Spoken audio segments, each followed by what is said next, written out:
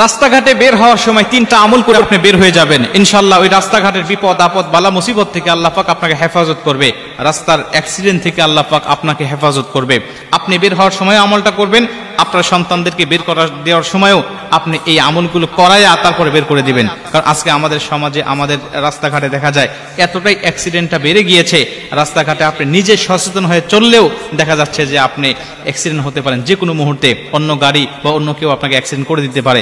এই জন্য নবীজির শিখানো এই দোয়াগুলো এই নিয়মগুলো পাঠ করে যদি আমি রাস্তাঘাটে চলতে পারি তাহলে আল্লাহ পাক অবশ্যই আমাকে হেফাজত করবে।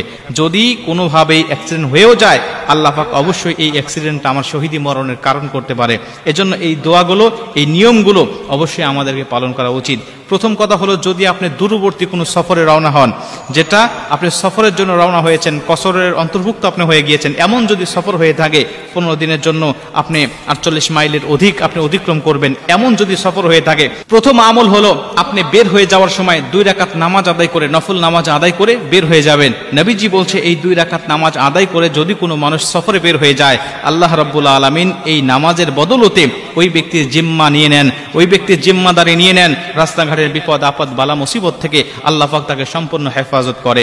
2 নম্বরে, আপনি রাস্তাঘাটে বের হওয়ার সময় যদি সফরটা আপনার কাছে হোক অথবা দূরে হোক, বাড়ি থেকে যখন বের হয়ে যাবেন তখনই আপনি আল্লাহর উপরে তাওয়াক্কুল করে বের হবেন।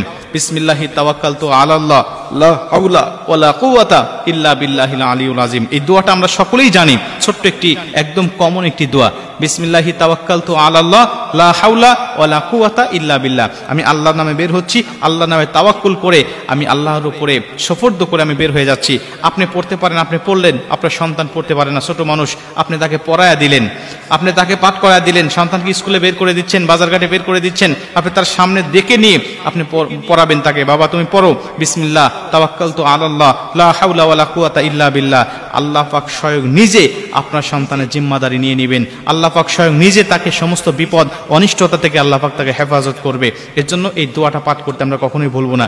3 নম্বরে, আপনি যদি কোনো যানবাহনে উঠবেন, বাসা থেকে বের হয়ে আসছেন, নিচে এসে আপনি যানবাহনে উঠবেন, এই যানবাহনে ওঠার সময় অবশ্যই আপনি ওই দোয়াটা পাঠ করবেন, পবিত্র কোরআনে শেখানো বিসমিল্লাহি মাজরিহা ওয়া মুরসাহা ইন্না রাব্বি লাগাফুরুর রহিম।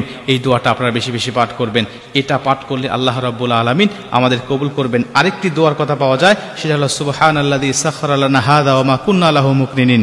সুবহানাল্লাযী সাখখারা লানা হাযা ওয়া মা কুন্না লাহু মুকরিনিন। আপনি যখন কোনো যানবাহনে উঠবেন, এই আয়াতের অর্থটা হলো, হে আল্লাহ, আপনি যে যানবাহনটা উঠতে চাচ্ছি বা যে যানবাহনটা আমি চড়বো এখন, এই যানবাহন আমার অন্তর্ভুক্ত বা আমার আয়ত্তে নিয়ে আসার ক্ষমতা আমার ছিল না, তুমি আমার এটা বশীভূত করে দিয়েছো, এজন্য আমি এই যানবাহনটা চালাতে পারতেছি।